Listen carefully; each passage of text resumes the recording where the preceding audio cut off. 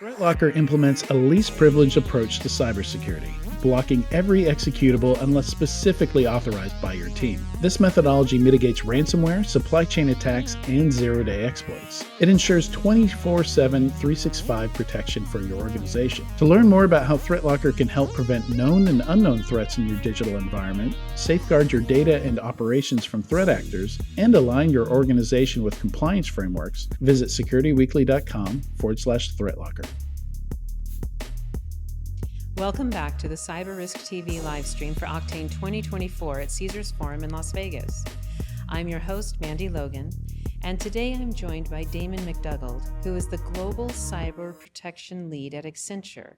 Today, we are going to talk about implementing identities securely in today's hybrid work era with Accenture. Damon, welcome. Thank you, Mandy. Thank you for the opportunity to share my experience. I am so glad that you are here, and especially with looking at your background coming from such a deeply technical side of coding and of really understanding from back in the day to right now how identity really is security. So I'm curious, what makes identity, in your opinion, the cornerstone of cybersecurity? So in my opinion, identity is the most critical security control that every organization must get right. If you get it right, it reduces risk, it accelerates the business and enables the organization, and it's cost effective. If you get it wrong, it gives the threat actors a beachhead to do bad things. And it's my mission at Accenture and Accenture Security to secure the world. So getting identity right is the most important thing. I've been doing identity and access management implementations and operations for over 20 years, and I've seen our industry evolve from where it was at 20 years ago to where it's at today, and our job's never over.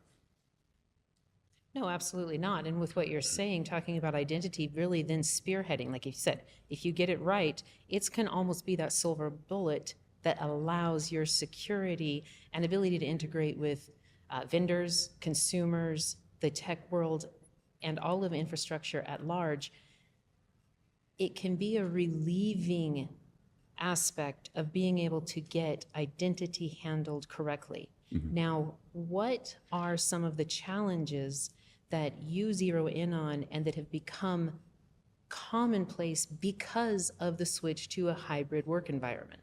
There's been many challenges in our industry, and when we switched to a hybrid work environment, it created a scale issue. Before the hybrid work environment, most of the organization's employees were inside the firewall, in their organization, on campus, on premise. All of the data was on premise. So everything was contained in locations where everyone knew the data was at, where they needed to protect. As soon as we switched and flipped the script, data went everywhere, the cloud exploded, everyone was working from every location, and there was a big paradigm of VPN access remotely. Correct. And that didn't scale. And another challenge was a lot of the organization's identity and access management processing tools were implemented in a time frame back in the late 2000s, mid 2000s. So it was a server client architecture. And today the server client is very dated, and data is flowing throughout your entire organization, flowing out through the internet, back and forth. And so the need to scale was immensely important. And organizations had a lot of legacy tech debt in their identity and access management stack and in their security stack that wouldn't meet those scale needs. So a lot of organizations, since the hybrid work environment was upon us, has spent a lot of effort and investment on modernizing their identity and access management capabilities. But with doing so, is that also staying ahead of now with the rise of AI agents, the rise of bots taking over?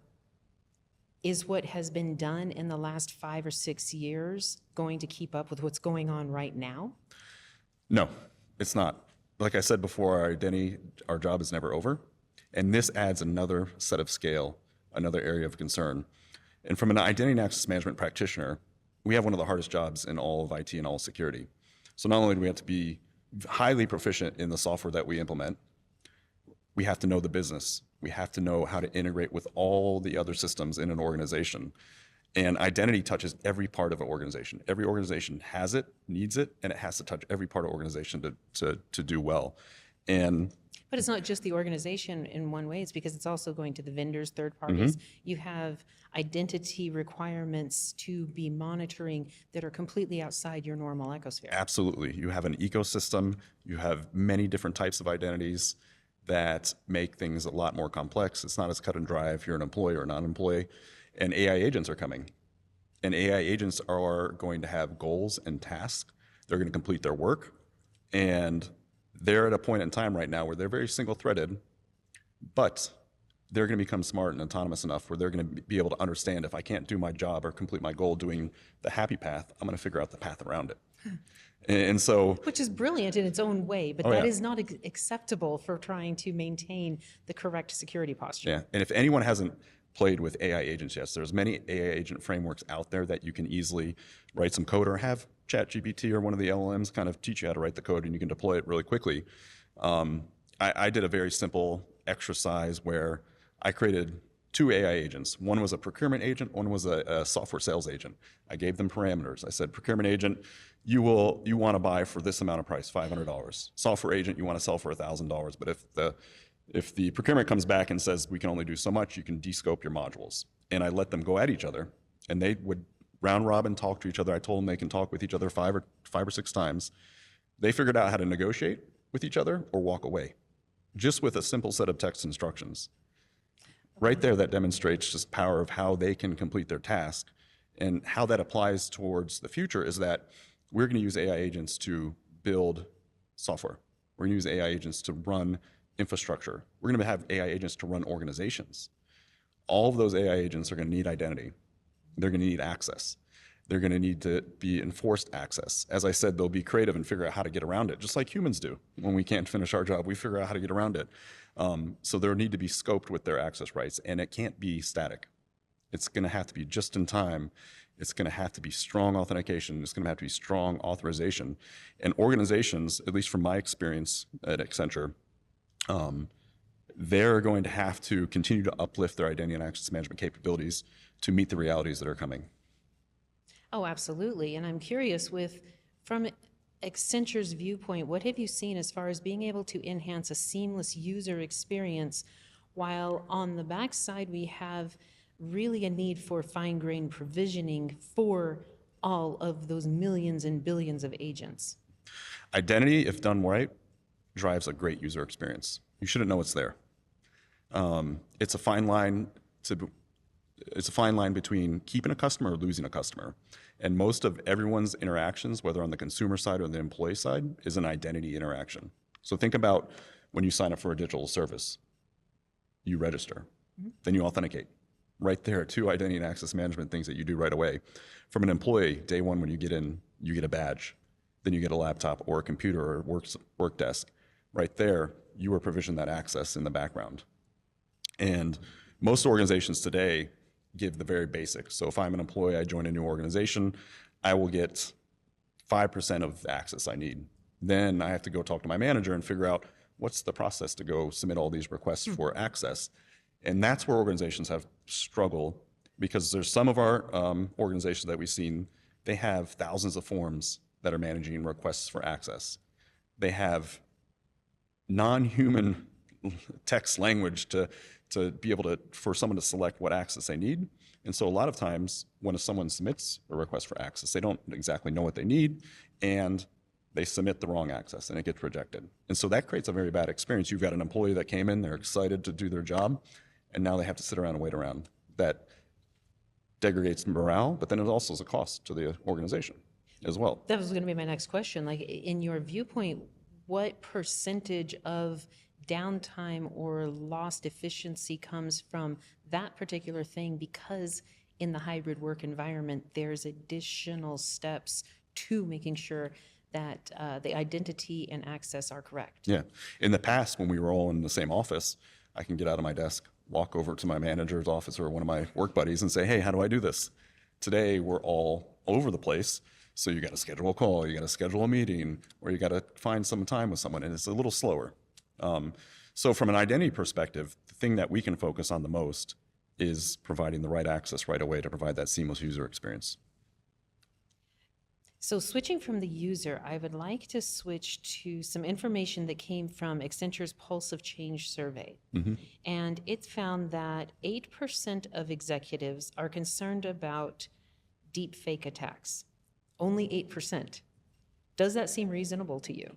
No, it doesn't. In Accenture, our own research, the dark web, we've seen a 234% increase in the past year of deepfake attacks. And for any of you out there that have been looking at deepfakes or seen AI-generated videos, a few years ago it was kind of funny. You would see some of the videos out there, and you all can Google them, but there's certain videos out there that the hands are crazy. Exactly, I was thinking. There's a Will Smith eating spaghetti video, and it's really crazy. And the models are so powerful now that when you look at generated video that's coming out now, it's very hard to discern reality from fiction. And it's even going to get better. So our ability to detect via our eyes is going to fail us pretty soon. And so deepfakes is the next wave of attacks that are coming that are going to be easy to do. It's cheap to do. There's readily available software out there. There's instructions. It's not hard to figure out how to create a deepfake video. And we've seen organizations impacted already on deepfake attacks. And so what's really important, and we worked with Accenture Song and Accenture Security. We collaborated together and we created a training called First Aid that's publicly available as of a few weeks ago. And what we want to do is we're making it mandatory for all Accenture, almost 800,000 employees at Accenture to take. We are sharing it with all of our clients and customers, and it's also for public use. And it shares a few things. It shares educating on what are deepfakes. If you know what it is, then you kind of understand what to look for. It shares what to do if you're impacted by a deepfake, and it shares some of the training around it. So organizations should educate, they should have processes in place, and they should have tabletop exercises. So if it happens, what to do, Absolutely. how to react to it. Right. Like if you fail to plan, then you plan to fail. Exceedingly true. Where we would prefer as security professionals to always be more of the Eagle Scout version of being prepared. It happens, but sometimes we're moving so fast and there's so many shiny objects from a security professional and an organization standpoint. Sometimes it's hard to keep that focus. But we believe that that this is important. It's coming. There's software that's being created to detect deepfakes, which is going to be hugely helpful for organizations. Well, on that, will you, before we began recording, you were mentioning some other things that you have definite strong feelings about in the impact that the rise of generative AI agents will have, not only in the hybrid work environment, but primarily in all work being done for all corporations globally. Will you go back and share more on your viewpoints for what is coming? Yeah, what I've shared before is kind of just a window, is that these organizations will use AI agents to do the everyday job that humans would do. Marketing, sales, operations, even software development. AI agents, they're getting very proficient now, and they're going to continue to evolve. And I can see organizations moving to using a lot of AI agents to run their business.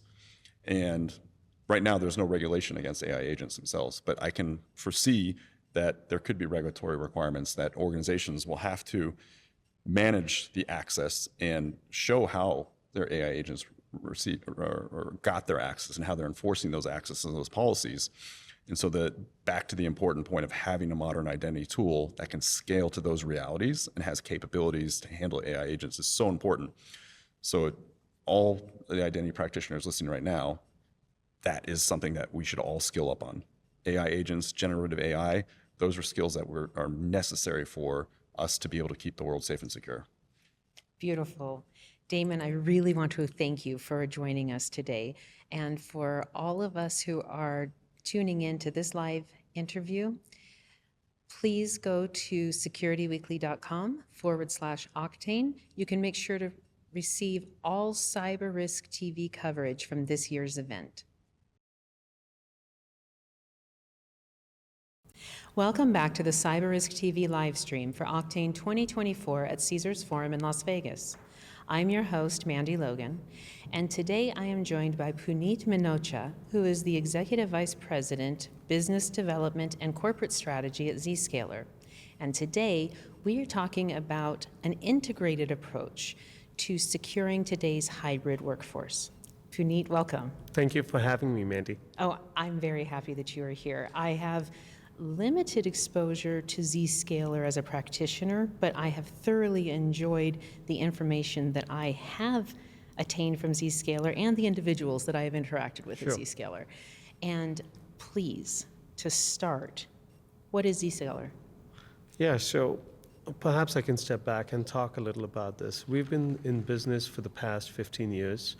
And security tends to be extremely fragmented. Zscaler is all about making sure that the right users, when they're going out to the internet or whichever destination they might have, whether it's the traditional internet like ESPN or your private internet or intranet, that we act as that switchboard to make sure that the right user goes out to the right destination. Nothing good leaves the organization in terms of sensitive data, and nothing bad comes in. So think of us as a switchboard. The best analogy I might give, imagine if there's a bad guy that is trying to go rob a bank. The first thing he or she might do is scour, where are all the branches, and then look for the one which perhaps has the least amount of security. Security, correct. Get into the bank and then start to look for where the safe might be.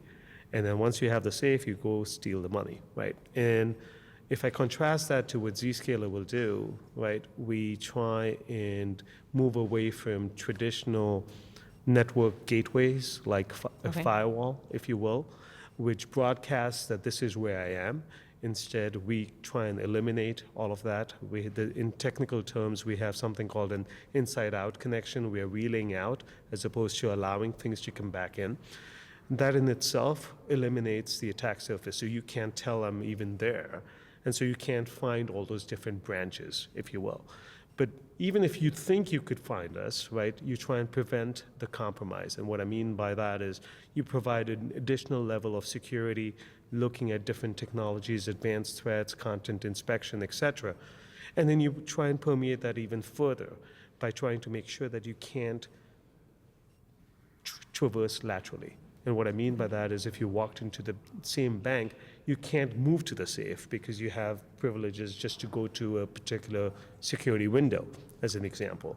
And then finally, making sure that nothing leaves, the cache doesn't leave, we have data protection capabilities. So it all centers around making sure that large enterprises, when they're trying to be productive, providing a solid foundation all around network traffic, network communication, network security. So it sounds a little bit as though you are making an invisibility cloak for the customers, for the corporation, the data, and the employees in a way. That's actually a very good analogy. I mean, the best way we actually describe ourselves in a lot of ways is, regardless of where the user is, we have points of presence all over the globe. Right. Because we want to be as close to the end users. And our points of presence act as those scrubbing centers, the invisible cloak that you just referenced. Again, the basic idea is the traffic is traversing through that cloak. It's not, all it's doing is looking at it in terms of making sure nothing bad leaves that cloak and nothing good leaves that cloak, if you will, and nothing bad comes in. So with that, I'm curious, how and why is partnering with Okta part of the best practices for an organization? Absolutely. Very good question and very appropriate given the conference that we are at. To instrument that cloak, I need to have context. Mandy, you as a individual working at SC Media, need to have the privileges to go to a particular application. How do I have access to that information? That's where Okta comes in. We are a consumer of identity. We started working with Okta over 12, 15 years ago. They were a pioneer in something called single sign-on. It was a technology that at the time was in its infancy. And we were an early adopter of a standard called SAML. And together, it was a solid foundation upon which companies are built. To the point where I would say today, of the 9,000 odd customers that Zscaler has, I reckon over 50% are using an integration between Okta and Zscaler. Are they really? Yeah, indeed. Oh, excellent. And I believe you also have strategic partnerships with CrowdStrike We do. as well. We do. Right. Go ahead. Let me expand on that. So security can be extremely fragmented. I mean, today it's not uncommon to find probably about over 3,000, 5,000 different vendors trying to address a particular security need. If you go into a large financial organization, it's not surprising that they may have over 50, sometimes 100 different security solutions in play. And there is an element of fatigue that is set in for the administrators to have to manage all the disparate vendors. Sure. And there's a trend towards consolidation. Within consolidation, it makes a lot of sense to help simplify, reduce that complexity, create automation. But there's certain areas within security that just lend themselves to be so deep in what they do. In that construct, Zscaler is all about, our North Star is all around network security, if you will. Okay. Okta approaches things from an identity standpoint, and they are all things identity. CrowdStrike approaches things from an endpoint, if you will. What is physically resident on a laptop or a desktop or a mobile device, etc. And so we have our respective swim lanes. We have conviction that what we do is so good that end customers want that best of breed combination. And it is a testament to that belief. I would say across the board, we probably have over 2,500, 3,000 joint customers that use those three technologies, if you will. And we have now built enough information exchange between those three solutions that customers find that to be so valuable, it's become so sticky for them that has really become the best standard going forward. I'm very curious. In the last, especially say 4 years, what has been your take on the impact and increase of hybrid work environment on the accessibility of security teams to quickly and efficiently take in the adoption of multiple solutions? Yep. From Zscaler, Okta, CrowdStrike, please. Right. I say the hybrid workforce is indeed a thing, and it behooves all security solutions out there to adapt to it. And so, when we think of hybrid, it could be a combination of there's a workforce where you have the users, they could be partner communities, they could be supply chain entities that are feeding you information. It could be a different form factor altogether. So it could be a headquarters, it could be a Starbucks cafe or a... I was just thinking same, yes. Right, exactly, right? I mean, or it could be IoT, which is Correct. becoming so pervasive. Across all the various form factors, it behooves us to all work together. And so what I mean by that is, in the case of Okta, it is important that we address our customers' needs. They have a solution now, not only for the workforce, but also for third-party B2B partners. Okay. And so we're incorporating signals to provide a solution that allows that.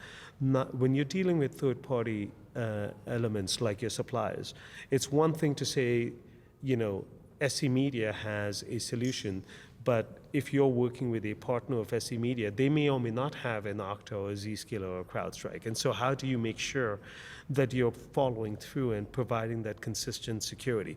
Those are the types of solutions that we are now working on to provide that rich telemetry so that we minimize the attack surface. It's all about trying to keep that as limited as possible, because there is no magic or silver bullet towards security. If there's a vendor that says, I can solve all of your security problems and you will never be compromised, Right. I think they're they're just not being truthful, right? And so, No, we have constant jokes about any marketing that comes up of you are now unhackable. yeah, listen, it's just not a thing, right? And so but at the same time, you need to stay ahead of what is occurring. And so having that belief and the confidence that you're trying to minimize the surface area, the bad actors are continuing to innovate on themselves, and AI is a thing. Absolutely, They're using yes. AI for that too now. And so it behooves us to continue to minimize the surface area, stay ahead of things, and adapt and use technologies, automation, simplicity, complexity to help our customers. Well, on that, can you provide some real world examples of how Zscaler and Okta Yeah. have firmed up, I guess, Yeah. the security of the hybrid work environment? Absolutely. So let's take a simple example. There was a reason why I was asking, how long have you been at SC Media? You've been doing what you have at SC Media for 2.5 years. Presumably in the last 2.5 years, and I apologize if I'm being presumptive, you may have switched roles, right? So Right. maybe you were first following politics or, particular healthcare industry, and now you're on cyber. As a result of that, you may or may not have had access to certain private information pieces of SC Media. And then you switch roles. Let's say now you're in cyber risk, right? You're doing cyber risk, you shouldn't have access to those previous pieces of information. But did those actually get revoked, right? And so True. that's an example of something that creates an exposure. It's very common in large enterprises where people switch roles or perhaps leave the companies. A few years ago, we worked with Okta, adopted a standard called SCIM, which is all about trying to, minimize that or simplify the provisioning, if you will. So the first thing that we had done, 12 plus years ago was all around authorization. That is the SAML, single sign-on, making sure that I have the credentials from the end user. Now when the end user privileges themselves are moving, like you just did in my example, we need to make sure that we are dynamically adapting to that, right? So that, again, keep that risk area small. And so we adapted the SCIM integration to then make sure that we are keeping our policy engine up to date. And such that when you switch and Okta makes that change on their side, we immediately pick that up and implement it on our side. That was one of the things we did about 3 or 4 years ago. We have a lot of customers that use that. More recently, we started to realize Okta has, 10 plus thousand customers, probably a lot more, 20,000 or so. We have about 10,000 customers. We all see very rich pieces of information within our own domain. Wouldn't it be great if we were sharing that piece of information amongst each other, right? Because once you have more information, you can try and establish better context of what is going on. Context is very important. If I was yesterday in Africa, And doesn't context immediately influence provisioning anyway? it does to some extent. However, you have to signal each other. So, Okay. simple example, like you said, provisioning. Provisioning is all about making sure that, I'm taking the credentials as I need. But let's say, going back to my example where I was in Africa, not to generalize, but it could be viewed, you've been sitting in North America your entire, life, if you will, and now you're suddenly in Africa and you're accessing private information from Africa for the company. That feels strange. Could it be a hacker or is it genuinely Mandy in Africa? And so Finally got to do a Safari. there you go, right? It's wonderful, isn't it? I've done that too. But in an example like that, we might suggest to you, listen, that feels strange. We're going to ask you to really prove who you are. And so there's something in security worlds called step-up authentication, where not only am I asking you to put in your password, but then perhaps a second way of authenticating. It could be a phone, it could be a text message, whatever the case might be. That's an example where we're sharing information amongst each other, that I am now in Africa or vice versa. And Okta started to provide that information to us. We are now able to ingest it. We started sharing that information with Okta last year, and they've been great at digesting that and implementing policies on their side. We've started doing that now more recently, and that's the big announcement we made just this past week. Oh my goodness, Punit, this has been fascinating, and I can see a wealth of information for aiding security teams in really making sure the hybrid work environment becomes steadily viable, even with the advent of AI, with all of the threat actors becoming more intense. So this has a lot of deep information. I'm definitely going to encourage our audience to look into more of what Zscaler does and what your integration with Okta allows. Much appreciated, Mandy. Thank you for being with us. And thank you to our audience for tuning in for this live interview from Octane 2024. To find all the Cyber Risk TV coverage of this year's event, visit securityweekly.com/Octane.